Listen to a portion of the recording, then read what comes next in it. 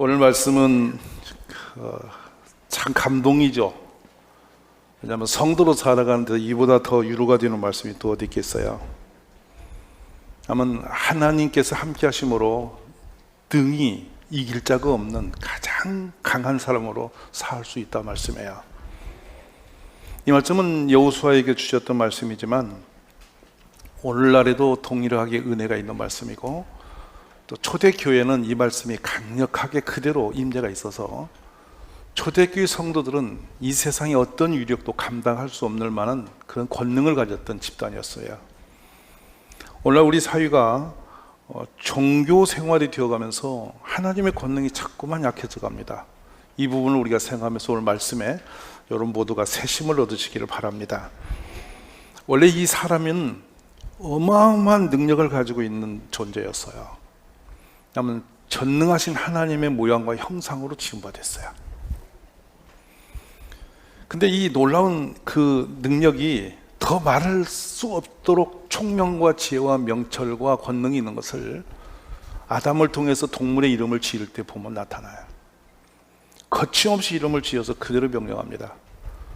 그리고 하나님께서 그 아담에게 주신 말씀이 있죠. 너는 생육하고 번성하여 땅에 충만하라, 땅을 정복하라, 그리고 모든 만물을 다스리라 그러셨단 말이에요.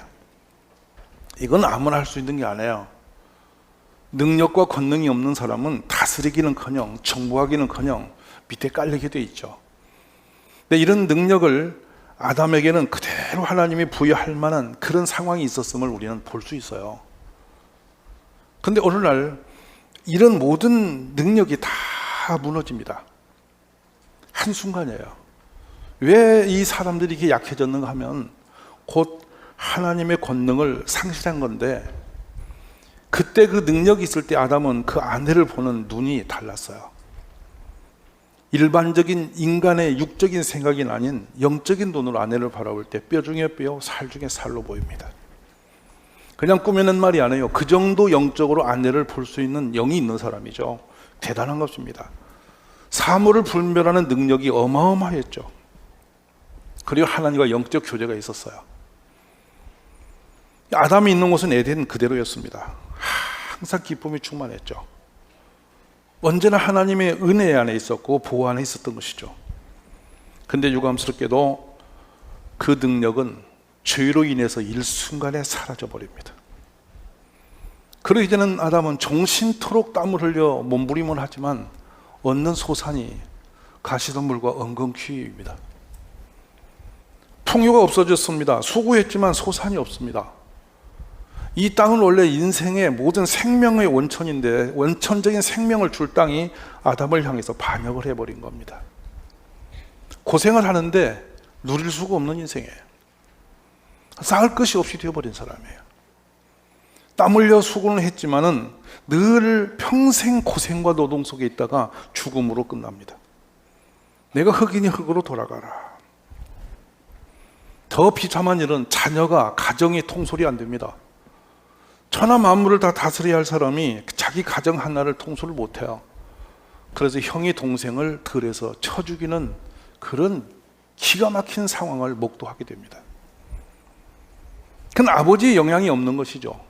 아담의 영향이 없는 겁니다. 가인은 혈기대로 자기 멋대로 살아버린 사람이 됩니다.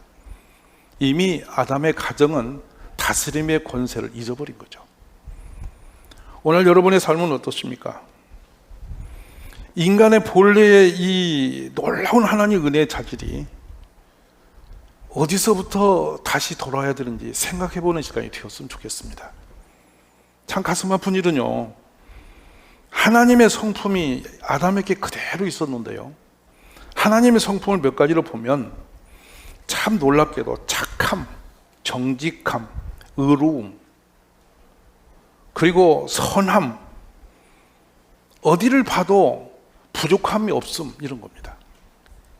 근데 인간이 죄를 범함으로 말미암아 그런 모든 걸 다 잃어버립니다. 그래서 이사야서 29장 14절은 그들 중에서 지혜자의 지혜가 없어지고 명철자의 총명이 가려져서 어두워졌다.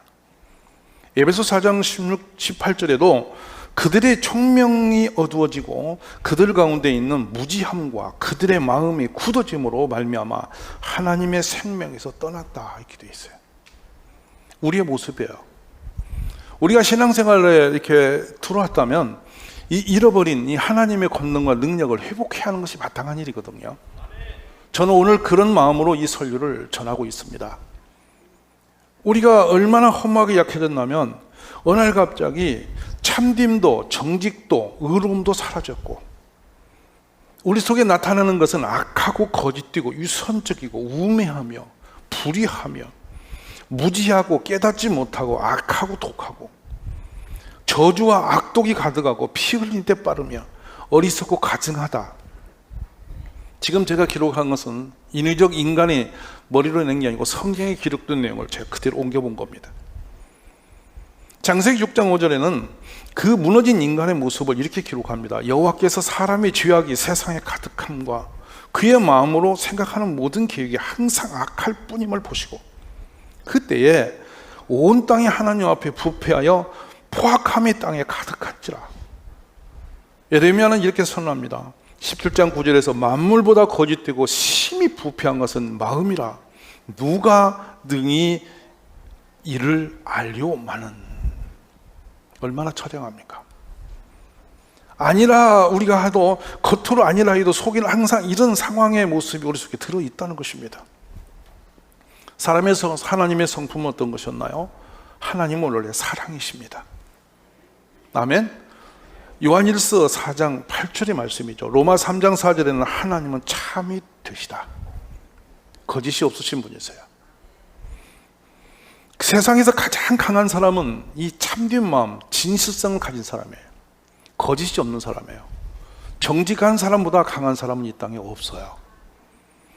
더 놀라운 것은 하나님은 거룩하시고 공의로우신 분이세요.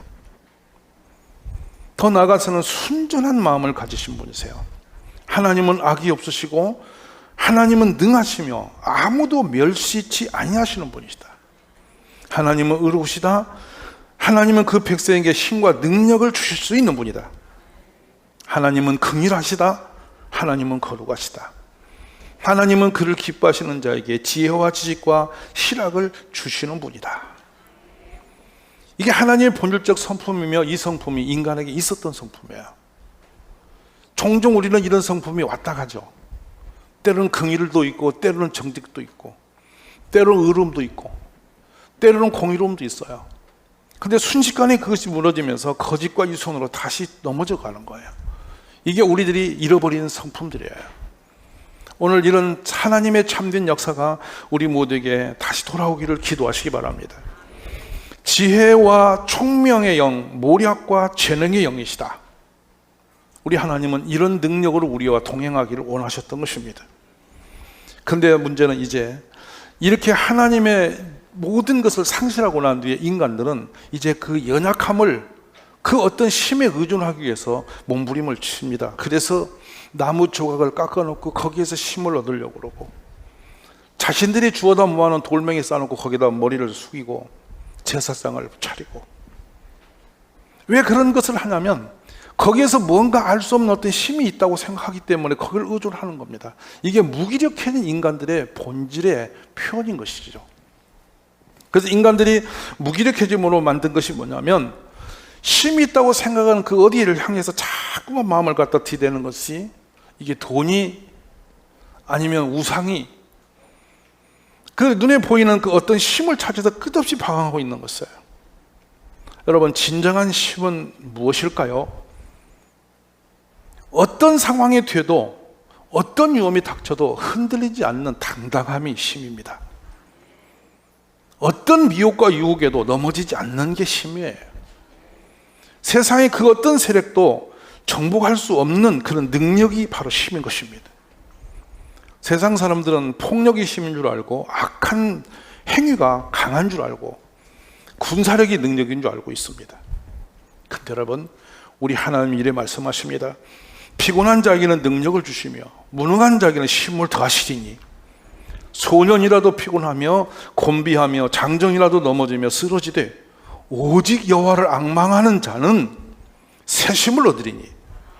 독수리가 날개치며 올라간 같을 것이요 단박질 하여도 곤비하지 아니하겠고 걸어가도 피곤하지 아니하리로다. 진정한 힘은 하나님으로부터 온다는 말씀인 것입니다.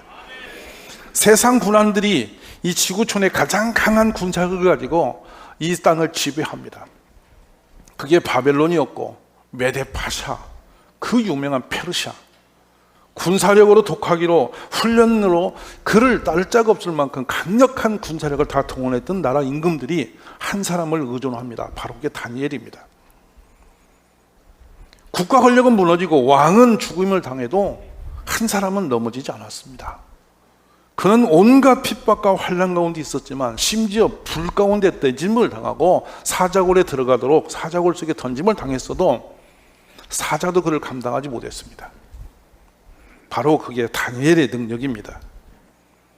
저는 우리들이 이 다니엘이 가졌던 그 능력이 하나님과 함께하는 가족들이 되기를 기도합니다. 우리 그렇게 꿈을 꾸십시오.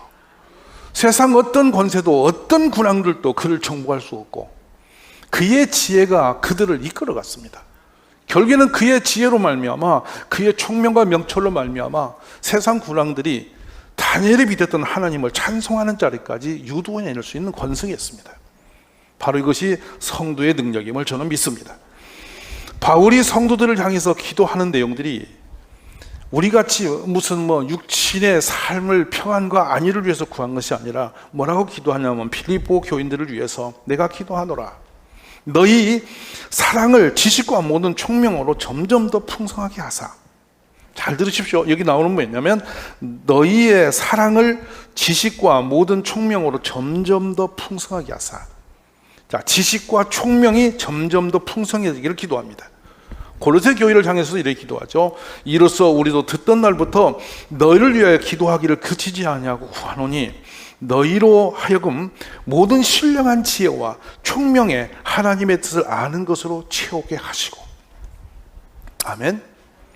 저는 이 바울 사도가 왜 교인들에게 그냥 막연하게라도 능력을 받고 부하고 막 강하고 건강하고 이런 우리가 그렇게 많이 하는 기도를 구하지 않고 지혜와 총명과 명철과 참됨을 기도했을까? 이 세상을 이기는 능력은 하나님의 지혜에 있습니다. 세상을 다스리는 권능은 하나님의 총명에 있습니다. 우리들이 하나님께 붙잡혀지고 하나님이 동행할 때 나타나는 우리들의 증거는 하나님의 지혜를 받는 것, 하나님의 명철과 총명이 나에게 임하는 것. 우리 자녀들이 그런 자녀가 되어지기를 저는 간절히 기도합니다. 하나님이 주시는 총명과 지혜와 명철은 세상을 다스리는 정복의 권세가 임하는 것입니다. 우리 그와 같은데 꿈을 두시고 함께 하시기를 주의 이름으로 축원합니다. 내가 말하는 것과 생각해보라. 주께서 범사에게 내게 총명을 주시리라. 디모데에게도 사도 바울은 하나님이 주신 총명이 너에게 임하기를 구했습니다. 사랑하신 여러분, 기도는 참 중요한 것이고 또 누군가를 위해 중보하는 중요합니다. 가장 중요한 것을 모아놨겠죠. 근데 사도 바울의 기도의 핵심은 항상 지혜와 명철과 총명을 받는 것에 있었습니다. 우리 모두 하나님의 무너진 옛 성품을 회복하는 축복이 일어나기를 주의 이름으로 축원합니다. 오늘 본문의 말씀을 보십시오. 너의 평생에 너를 능히 대적할 자가 없으리다. 아멘이십니까? 너를 평생에 당할 자가 없다는 말씀입니다. 내가 모세와 함께 있었던 같이 너와 함께 있을 것임이니라. 내가 너를 떠나지 아니하며 버리지 아니하리니 어디 강하고 극히 담대하여 나의 종 모세가 내게 명령한 그 율법을 다 지켜 행하고 우르나 좌로나 치우치지 말라. 그리하면 어디로 가든지 형통하리니. 할렐루야. 우리 하나님께 구한 것과 믿음으로 나간 것은 반드시 이루어 주신 하나님을 저는 믿습니다. 모두 오늘 여러분이 하나님을 회복하시는 축복의 자리에 서시기를 주의 이름으로 축원합니다. 자, 그럼 여호수아가 강한 이유는 뭡니까? 내가 내게 명령한 것이 아니냐. 강하고 담대하라. 두려워하지 마라. 놀라지 마라. 내가 어디로 가든지 너 하나님 여호와가 너와 함께 하느니라 하시니라. 자, 하나님이 함께 하셨습니다. 그러자 그가 가는 곳에 요단강이 멈춰서서 그에게 길을 내어주었습니다. 할례를 행하고 예배를 드리고 나아갈 때 철옹성 같은 여리고성이 그들 앞에서 무너져 내렸습니다. 그리고 그 성 안에 있는 그 강한 사람들이 마음이 물녹듯이 눈 녹듯이 녹아져 내렸습니다. 아모리 족속과 싸울 때 대연합군 5개국이 앞에 서서 덤벼들었습니다. 길갈로 올라가는 여호수아 앞에서 주님은 우박으로 그들을 단숨에 쳐부셔버리셨습니다. 이게 하나님의 사람들이 사는 방법인 것입니다. 결론열입니다, 여러분. 이 시대에 힘은 어디서 오는 것인가? 우리가 이 세상을 이길 힘은 어디서 있다고 보는 것인가? 말씀을 들으십시오. 내게는 계략과 참 지식이 있으며 나는 명철이라. 내게 능력이 있으므로 나로 말미암아 왕들이 치리하며 방백들이 공의를 세우며 나로 말미암아 세상과 존귀한 자 곧 모든 의로운 재판관들이 다스리느니라. 이 세상에 수많은 힘을 가진 자들이 왔다가 사라졌습니다. 도저히 저 무서운 힘은 감당할 수 없다고 사람들은 거기 다 머리를 숙이고 항복을 했습니다. 그런데 여러분, 한순간에 그 물거품처럼 다 사라졌습니다. 주권은 하나님 손에 있습니다. 하나님을 의지하십시오. 주님을 의뢰하는 자보다 더 강한 자는 이 땅에 없습니다. 입으로는 우리가 그러나 주님을 왕이라고 하면서도 성도의 삶을 가만히 들여다보면 하나님이 거기서 나타나지 않는 사람이 많습니다. 부끄럽고 민망하기도 나의 삶 속에 하나님이 계시는지를 다시 한번 짚어보십시오. 하나님을 멸시하고 무능한 박제 호랑이처럼 생각하고 있는 사람도 교회 안에 많이 있습니다. 능력은 어떻게 받는 것인가? 기도했으면 기도 내용만큼 행동을 따라야 하고, 아멘이십니까? 믿음이 있으면 모든 삶을 믿음 위에 올려놓아야 하며, 하나님의 말씀대로 따라갈 때 참된 능력이 임하게 되는 것입니다. 만약 이스라엘 백성들이 광야에 주저앉아서 말로만 주여 주여 믿습니다 외쳤다면 어떤 일이 났겠습니까? 그러나 하나님이 가랄 때 갔고 하나님이 일어서랄 때 일어섰습니다. 하나님이 인도하심을 따라갈 때만 그들은 강한 자들이 되었던 것을 볼 수가 있는 것입니다. 만약 여리고성 앞에서 그들이 앉아서 성을 무너뜨려 달라고 외치기만 하고 가만히 있었으면 어떤 일이 있었겠습니까? 그들은 행동으로 나아갔습니다. 하나님 말씀대로 준행할 때 여리고성이 무너져 내렸습니다. 입을 다물어 할 때 다물었고 입을 열라 할 때 열었고 소리를 지르려 할 때 질렀습니다. 그때 하나님의 권능이 나타난 것이죠. 우리가 주님이 우리를 대신해 싸울 것인데 우리 성도들의 진정한 능력의 사람이 되기 위해서는 성령을 받으셔야 됩니다. 성령은 곧 하나님 우리 속에 오시는 능력입니다. 함께 하시는 것이죠. 그냥 막연하게 머리로 하나님이 함께 하신다가 아니라 성령을 받아야 주님과 동행하게 되는 것입니다. 성령은 하나님의 능력입니다. 성령은 하나님의 권능이 우리에게 나타나시는 방편인 것입니다. 성령 안에 예수님을 증언할 수 있는 힘이 있고 진리를 깨닫는 지혜가 있고 귀신을 쫓아낼 능력이 있고 병든 자를 고칠 수 있는 치유의 권세가 있으며 말씀을 깨닫고 이해할 수 있는 능력이 따라오는 줄 믿으시기를 바랍니다.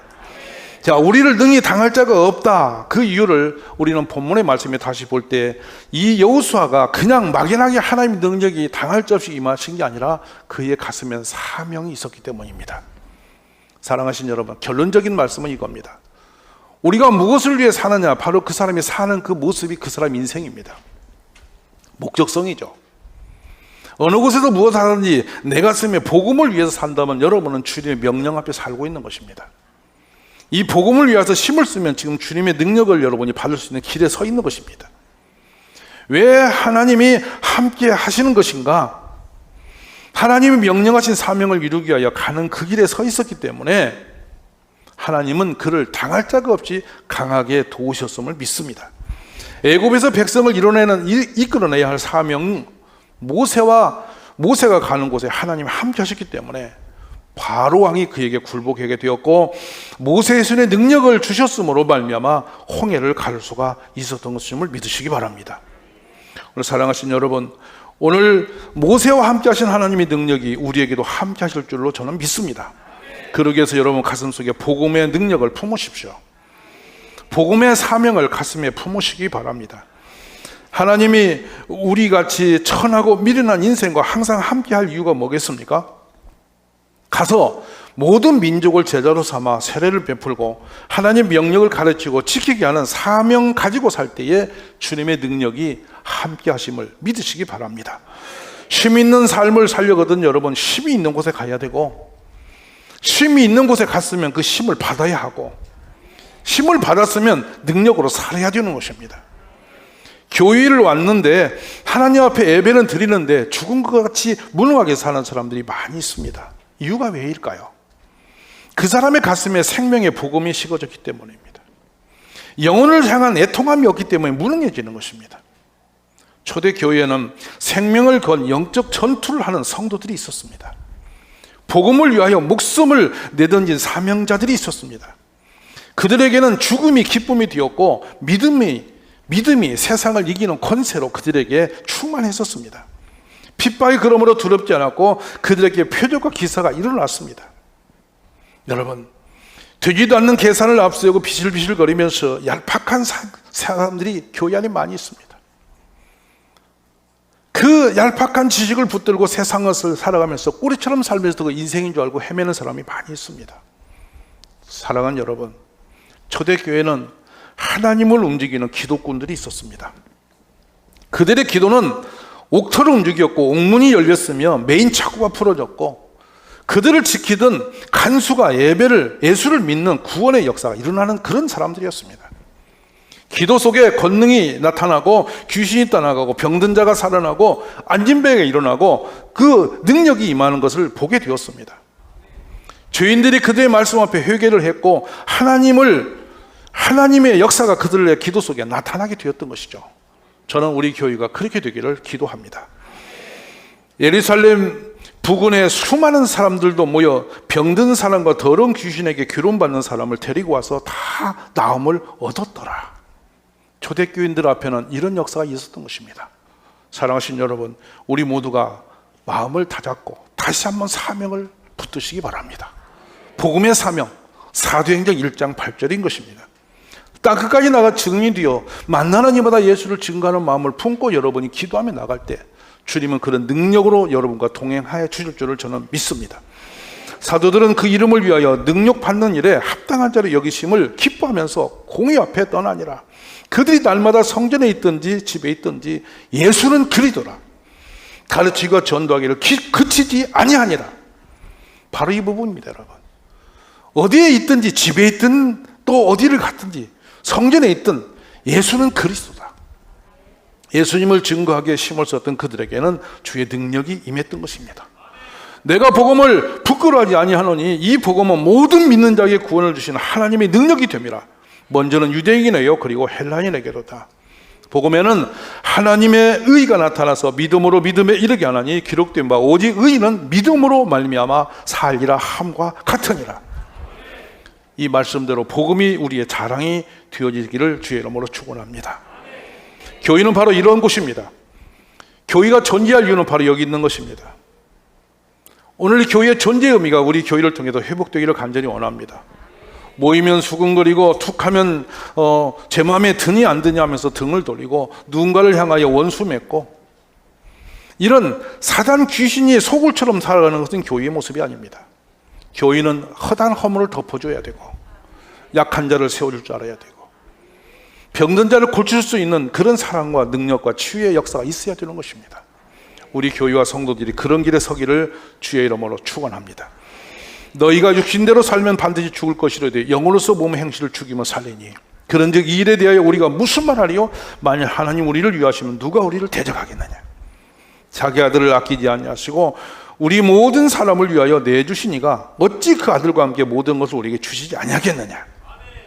사명을 품고 나아갈 때 우리는 반드시 승리하게 될 줄 믿습니다. 내 평생에 너를 능히 대적할 자가 없으리니 내가 모세와 함께 있던 같이 너와 함께 있을 것임이니라. 내가 너를 떠나지 아니하리며 버리지 아니하리라. 저는 이 말씀이 우리에게 그대로 임하시기를 주의 이름으로 축원합니다.